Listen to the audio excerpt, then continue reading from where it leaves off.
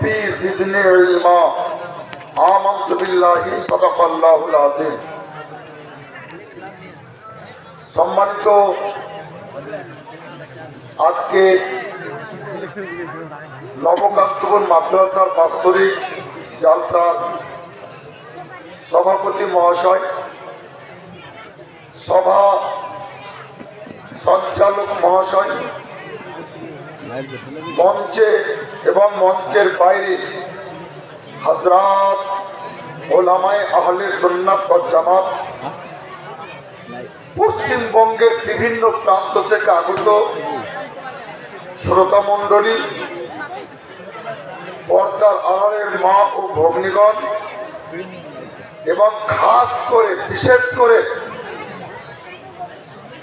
আজকের প্রধান অতিথি, প্রধান মেহমান, আজকের সবার মূল আকর্ষণ, বরং সবার জীবন ও যৌবন, ইন্টারন্যাশনাল ইসলামিক স্কলার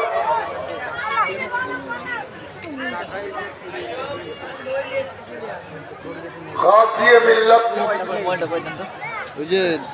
মুজাহিদে আহলে সুন্নাত ফজিলাতুশ শাহ হযরত আল্লামা গোলাম রসুল বলিয়াবি আতালাল্লাহু উমরাহু ওয়া বারাকা ফি হায়াতিহি মাদ্রাসা কমিটির সদস্যবৃন্দ, এখন সবার যৌবন কাল, সবার মূল অবস্থা শুরু হয়ে গেছে। অতএব চুপচাপ বসুন, কানে শুনুন আর চোখে দেখুন। মালা দেন আর এখান থেকে সরে যান। পরিবেশ ঠিক না থাকলে বক্তব্য হবে না। যারা দাঁড়িয়ে রয়েছে, অসুবিধা না থাকলে, প্রবলেম না থাকলে বসে যান। আর যদি অসুবিধা থাকে, প্রবলেম থাকে, তাহলে আপনাদের ইচ্ছা। মৌলানা মোহাম্মদ জাহাঙ্গীর হোসেন খান রসবির নানি দাদির নামে 1000 টাকা দান করেছে। আমি কোনো বক্তব্য রাখার জন্য জানাইনি, কয়েকটা কারণে আজকে জালসাতে আমি এসেছি।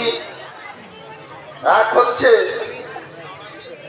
যে মুর্শিদাবাদ জেলার অন্যতম শিক্ষা প্রতিষ্ঠান মাদ্রাসা রিজভিয়া দারুল ঈমান এর বাৎসরিক জালসা। মাদ্রাসা মানে প্রিয় নবীর ঘর, কাজেই সেখানে দোয়া নেওয়ার জন্য আমি অল্প সময় হাতে করে আজকে উপস্থিত হয়েছি। কারণ আপনারা শুনেছেন, এখনই শুনলেন, আজকে আমার গর্ভধারিণী জননী মা ইন্তেকাল করেছেন। তার জানাজার নামাজ হয়েছে জোহরের পর 2টোর সময়, যেখানে খোদ বলিয়াবি সাহেব জানাজা জামাতে শরীক ছিলেন। তো আমিও ওনার এখানে উপস্থিত হবেন আর আমি থাকবো না, আমি মেনে নিতে পারলাম না, আমাকে ভালো লাগলো না। তা ওনার দোয়া নেওয়ার জন্য, আপনাদের দোয়া নেওয়ার জন্য, মায়ের জন্য আপনারা দোয়া করবেন, এই উদ্দেশ্যে আমি চলে এসেছি। দ্বিতীয় কথা, আলোচনা হচ্ছে যে জালসাতে দান দেওয়া হচ্ছে মাদ্রাসার জন্য। ভালো করে শুনেন, এই কথাটা আপনাদের জন্য বলছি। জনগণ দান দিচ্ছে, দান কিসের জন্য? মাদ্রাসার জন্য। এই কথার সাথে আমি একমত নই। আসলে প্রকৃত অর্থে মানুষ দান দিচ্ছে নিজেদের জন্য। কথা বুঝতে কি অসুবিধা হচ্ছে? আমি দান দিচ্ছি আমার জন্য, আপনি দান দিচ্ছে আপনার জন্য। হাফিজ ঈসা যে হিফজ কমপ্লিট করলো, পাস করলো, তার আব্বা 3200 টাকা উনি মাদ্রাসাকে দিলেন। আল্লাহ তাআলা যেন এই দান কবুল করেন। কাজেই হঠাৎ 48 থেকে 50 ঘন্টার মধ্যে এত বড় বিশাল জালসার আয়োজন কমিটি করেছে। কমিটিকে অশেষ ধন্যবাদ যে তড়িঘড়ি করে এত বড় আজিমুসান জালসার আয়োজন করেছে।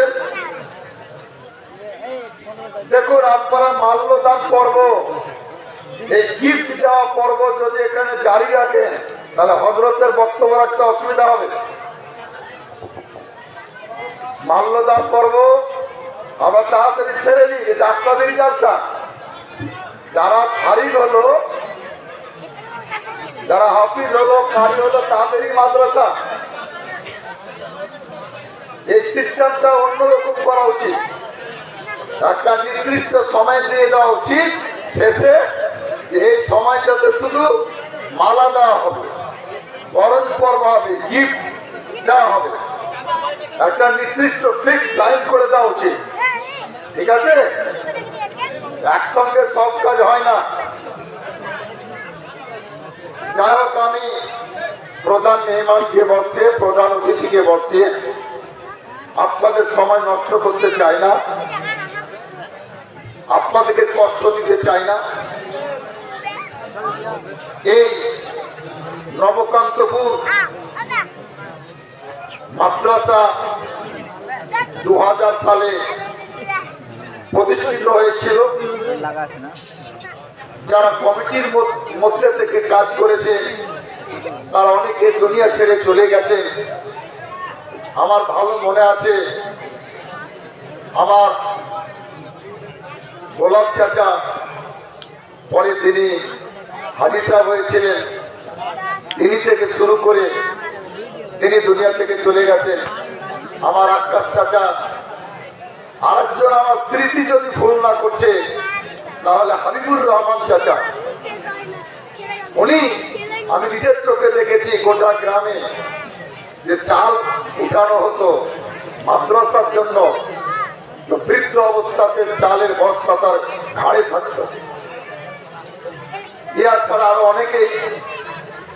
এবং আল্লাহ তাআলা নেক হায়াত দান করুক জনাব আলহাজ আল্লাহ রাক্কা বিশ্বাস রিজভী সাহেব। তিনি সম্পাদক হিসাবে মাদ্রাসার বাগডোর শক্ত করে ধরেছিলেন, আজও ধরে রয়েছেন। আপনারা তার পাশে আছেন, তার কাছে আছেন। এটা ফয়েজ বরকতের মজলিস।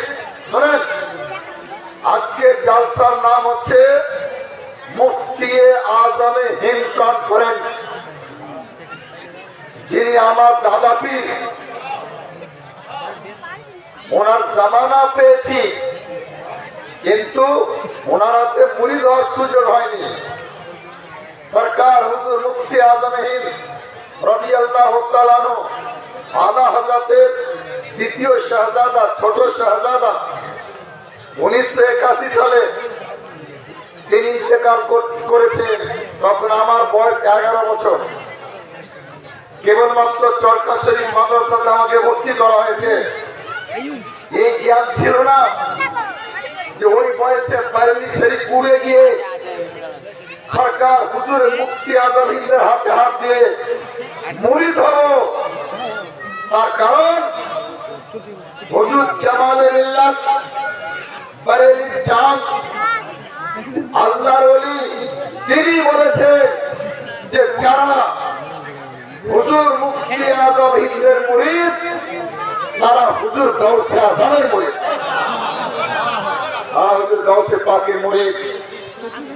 হুজুর জামালে মিল্লাত আমাদের পীর মুর্শিদ বারবার বলে থাকেন যে दीगर पीरों के खलीफा का जो रुतबा है वो रुतबा सरकार मुफ्ती आजम हिंद के मुरीद का।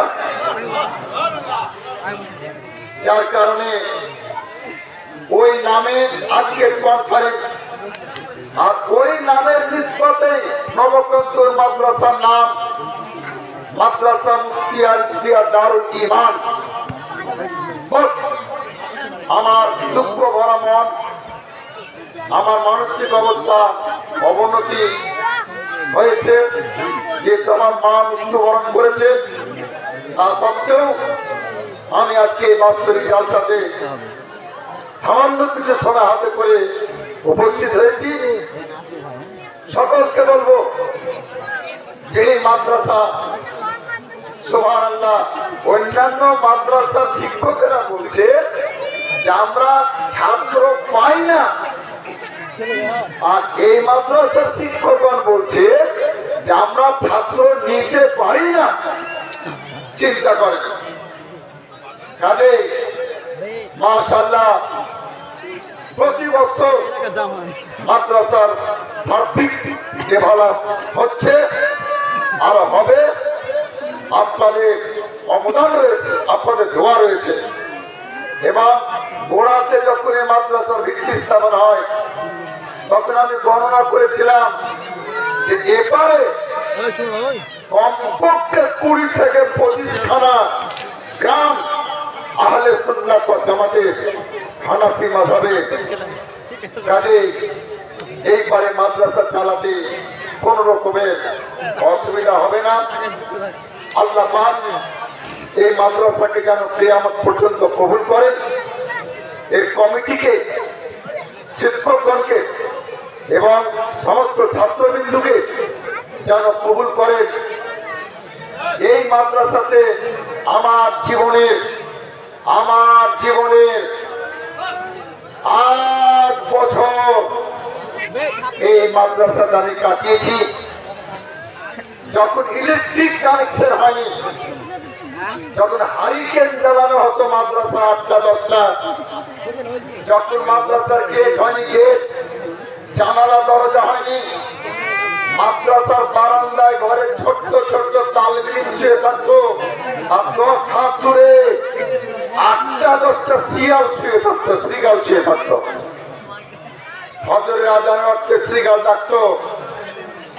সেই যুগ আলহামদুলিল্লাহ, সে অবস্থা কেটে আজকে মাদ্রাসা উজালা হয়েছে, উজ্জ্বল হয়েছে এবং হতেই থাকবে। যার কারণে আমি সকলকে অনুরোধ করব, আপনারা চান্দাও দিবেন, ছাত্রও দিবেন, ছেলেও দিবেন। এই মাদ্রাসাকে আল্লাহ পাকের কাছে এই দোয়া আমার রইল। আর আপনারা সবাই আমার মায়ের জন্য, আমার আব্বার জন্য এবং পৃথিবীর সমস্ত মুসলমানদের জন্য যারা দুনিয়া থেকে বিদায় নিয়েছে দোয়া করবেন। আল্লাহ তাআলা তাদেরকে যেন ক্ষমা করেন এবং জান্নাতবাসী করেন। আমিন। বিজাহি সাইয়্যিদুল মুরসালিন সাল্লাল্লাহু তাআলা আলাইহি ওয়াসাল্লাম। আসসালামু আলাইকুম।